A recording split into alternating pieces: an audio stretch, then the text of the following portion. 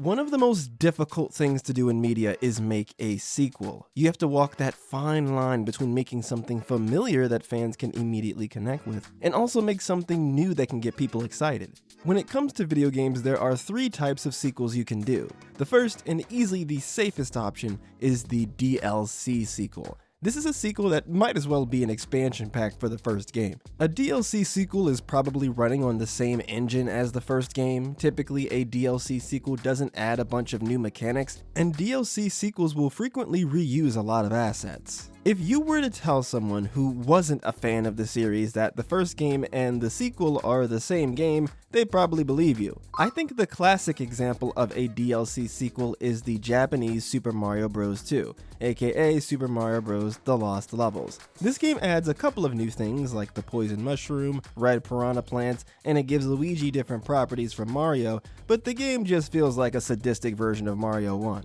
Mega Man is another series that's fond of the DLC sequel. Mega Man 2 is very similar to the first game, just with more robot masters, more equipment, and new quality of life features. But Mega Man 2 proves that being a DLC sequel isn't necessarily a bad thing, as this is a much better game than Mega Man 1, thanks to its improved level design and jamming soundtrack. Sometimes what you have is already good, you just need to refine it a bit and smooth out some of the edges to get something that's really great. Some other good DLC sequels include Portal 2, which takes the simple puzzle gameplay of the first game and adds new gimmicks like mobility gels that can alter your movement by making you jump higher or increasing your speed. There's also Cook Serve Delicious 2, which adds dozens of new foods for you to serve in your restaurant, as well as a new holding station system where you can keep dishes prepared ahead of time to serve to customers. Super Scribblenauts takes the imaginative puzzle-solving gameplay of the first Scribblenauts, where you could make almost any item you want appear out of thin air, and added in the ability to use adjectives,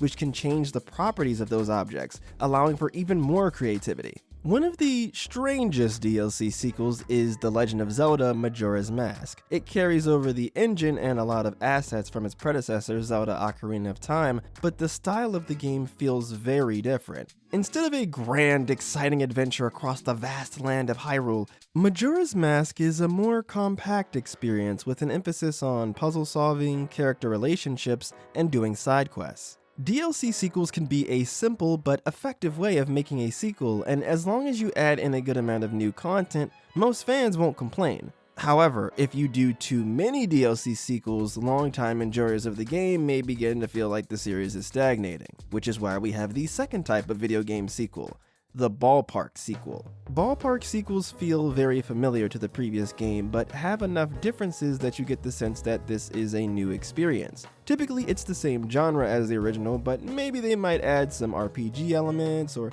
some life sim elements here and there. Maybe there are a bunch of new mechanics. You might see a shift in focus from one element of the gameplay to another. The Jackbox Party Pack sequels are all collections of multiplayer party games like the first Jackbox, but the party games are different, with elements of previous games usually being expanded upon.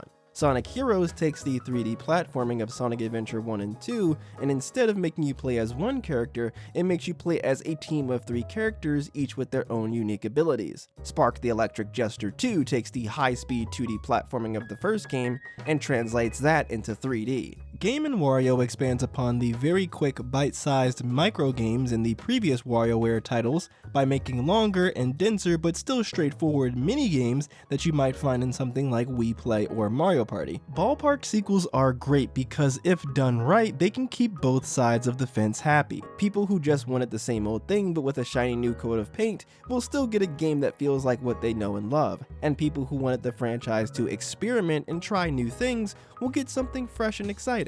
Ballpark sequels are also a great way to get new people into a franchise. Messing around with the formula just a bit can potentially open the door for brand new fans. Just look at the Bit Trip series. Bit Trip is a series of rhythm and music games where each entry in the franchise has a different gameplay style. The first game is basically like Pong. The second game is also like Pong, but instead of one paddle, you have 4 paddles, all aligned in a cross shape. The third game has you dodging white bullets while collecting black ones. But the series really took off with the 4th game in the series, Bit Trip Runner, which is an auto runner. It was popular enough to get 2 sequels of its own and a remake, while the other games in the series they got re-released in a couple of compilations, I guess. Ballpark sequels are a nice middle ground between something new and old, but sometimes you gotta go all the way and make something just wild and completely out there.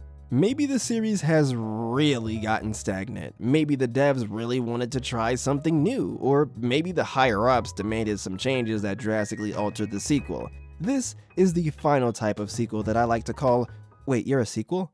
These types of sequels are less of a breath of fresh air and more like an entire oxygen tank. Wait, you're a sequel games might as well be from a completely different game series from their predecessors. A good example of this is Super Paper Mario. The first two Paper Mario games were straightforward turn-based RPGs. Super Paper Mario instead is a puzzle platformer with RPG elements. Donkey Kong 3 forgoes the climbing of the first two DK games and instead is a shooter with a lesser focus on platforming. Kingdom Hearts Melody of Memory decides to say screw the fast-paced action RPG combat of the old Kingdom Hearts games and instead chooses to be a rhythm game. Pac Man 2, The New Adventures, completely disregards the maze gameplay of the original Pac Man and instead has Pac Man become a platformer. Wait, you're a sequel games are incredibly risky. People can be very unreceptive to change, so if a series does go down this route, there's a good chance it won't go over well. Typically, if a series does do something drastically different with itself, it'll probably do it in a spin-off game. Spin-offs are kind of like a weird hybrid between a sequel and a completely new thing.